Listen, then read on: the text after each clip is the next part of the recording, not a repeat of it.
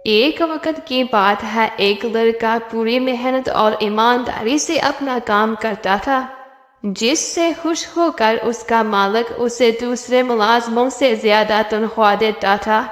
लेकिन दूसरे मुलाजिम उससे बहुत ज्यादा हसद करते थे और हर वक्त उसे नीचा दिखाने की कोशिश में रहते। और फिर एक दिन क्या हुआ? रात को ट्रक आएगा, तुम ये सारी बोरियां ट्रक पर लोड करवा देना। मुझे किसी काम से शहर जाना है। ये सब तुम्हारी जिम्मेदारी है। याद रहे ये बहुत कीमती है। कोई भी बोरी इधर की उधर नहीं होनी चाहिए। लेकिन मालिक, मेरी ड्यूटी तो 5 बजे खत्म हो जाती है। तो क्या तुम ओवर टाइम के पैसे ले लेना। मालिक, टूटे हुए कांधों पर इतनी बड़ी जिम्मेदारी ना डाला करो। कुछ मेरे कांधों पर भी डालो, मैं भी इसके साथ रुक जाता हूँ। रात का वक्त है, कुछ गड़बड़ी ना हो जाए। ठीक है नोने, तुम भी इसका साथ देना। और मेरा ओवर टाइम?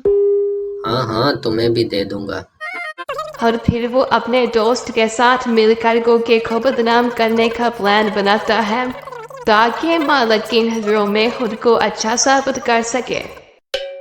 तुम्हारा मालिक बहुत सख्त किस्म का इंसान है। अगर चोरी करते पकड़े गए तो वो हमें जान से मार देगा। तुम अकेले ही चोरी करो, मैं तुम्हारा साथ नहीं दे सकता। तुम्हें पता है उस बोरी का वजन ज्यादा है, वो मुझसे नहीं उठाई जाएगी। और अगर उसे मैं उठाकर पिछले दरवाजे से बाहर निकला तो उनको शक हो जाएगा। मुफ्त का माल तो जितना मर्जी वजनी हो, चोर तो उठाकर भाग जाता है, माफी नहीं देता। मैं एक शर्त पर तुम्हारा साथ दूंगा। वहां से हम 2 बोरियां उठाएंगे। एक तुम्हारी, एक मेरी। ठीक है, वाह, टाइम होने वाला है, मैं गोदाम में जानता हूँ। तुम पिछले दरवाजे की तरफ से आ जाना। फिर वो सोचता है कि यहाँ से गोगे को बाहर कैसे भेजे और अपने दोस्त को अंदर बुला ले। आखिर उसे एक आइडिया मिल ही जाता है।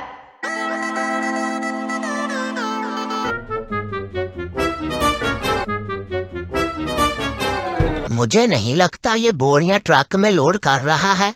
इतनी जल्दी वापस आ जाता है कि जैसे बाहर किसी को दिए जा रहा है। उसे जाकर देखना चाहिए। गोगा उसकी बातों में आ जाता है और ट्रक वाले को देखने बाहर चला जाता है।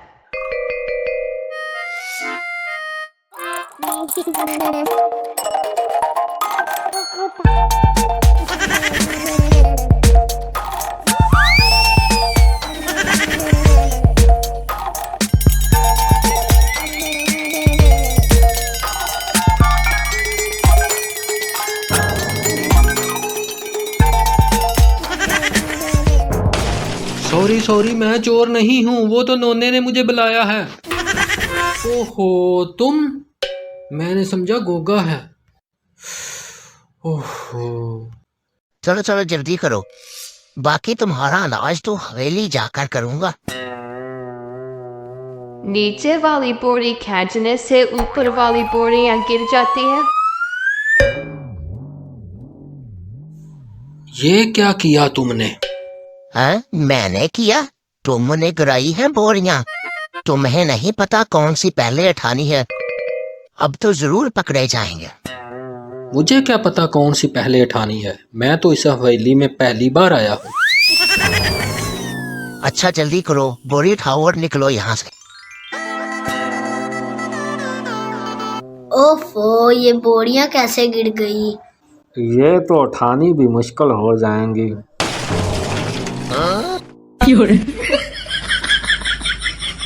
नोना ड्रामा करता है कि वो सोचे बोरियां उसके ऊपर गिरी है।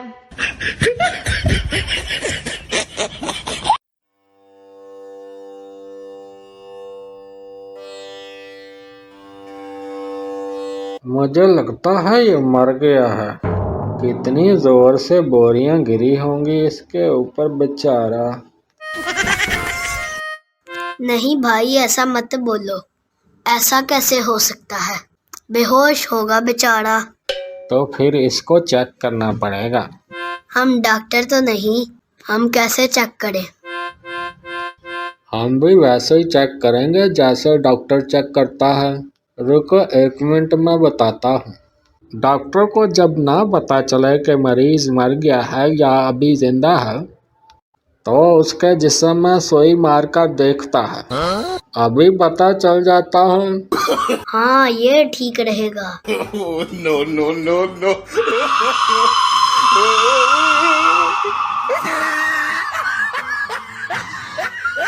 भाई लोग, ये सब आपके इंटरटेनमेंट के लिए है। वीडियो अच्छी लगी तो लाइक करें और चैनल सब्सक्राइब कर दें। जब वो बोरी को खोलते हैं तो उसमें तरबूज के बीज होते हैं। नोने को मशवरा देती है कि तुम इस बोरी को गायब कर दो और कुछ बीज गोगे की हवेली पर जाकर फेंक आओ। इस तरह चोरी का इल्जाम गोगे पर आएगा और हमारी तरफ बिल्कुल भी शक नहीं होगा। नोना फिर ऐसे ही करता है। जब वो तरबूज के बीजों को गोगे की हवेली पर फेंक रहा होता है तो वहाँ जिन का एक छोटा बच्चा शाफू जिन उसे देख लेता है और हैरान होता है कि ये क्या चीज़ इधर छोड़ कर गया है। नोने के जाने के बाद फौरन से वो शाफू जिन वहाँ आ जाता है। एक बीज को पकड़कर उसे देखता है तो बीज का रंग तब्दील हो जाता है और उसका साइज भी बड़ा हो जाता है। शाफू जिन को कुछ समझ नहीं आती कि ये क्या चीज़ है। वो उस बीज को वहाँ फेंक कर चले जाता है।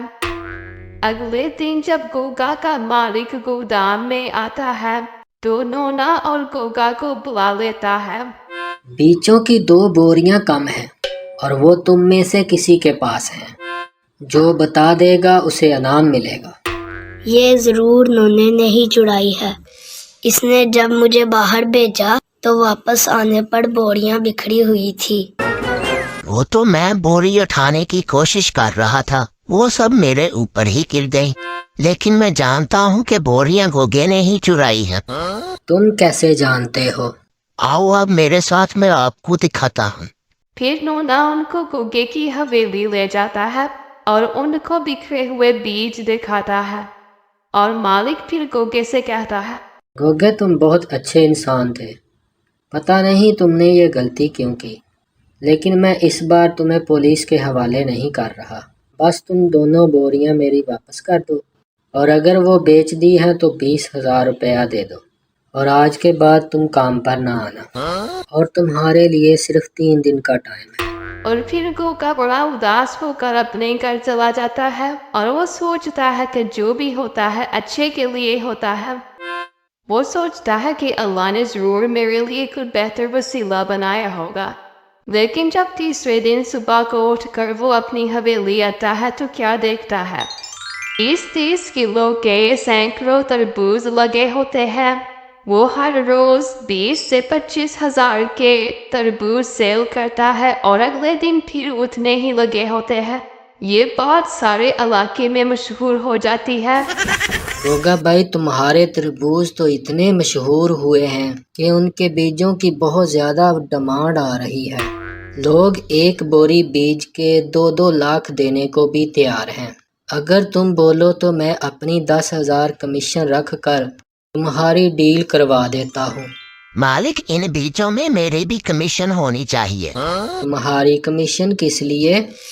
क्योंकि उस रात वो बीजों की बोरियां मैंने ही चुराई थी और इसकी हवेली पर बीज फेंके थे और उन्हीं बीजों में से कोई एक ऐसा बीज था जिसकी बेल से इतने बड़े बड़े तरबूज तैयार हो रहे हैं। अच्छा, फिर तो तुम्हारी कमीशन पहले बनती है। आओ जरा। no.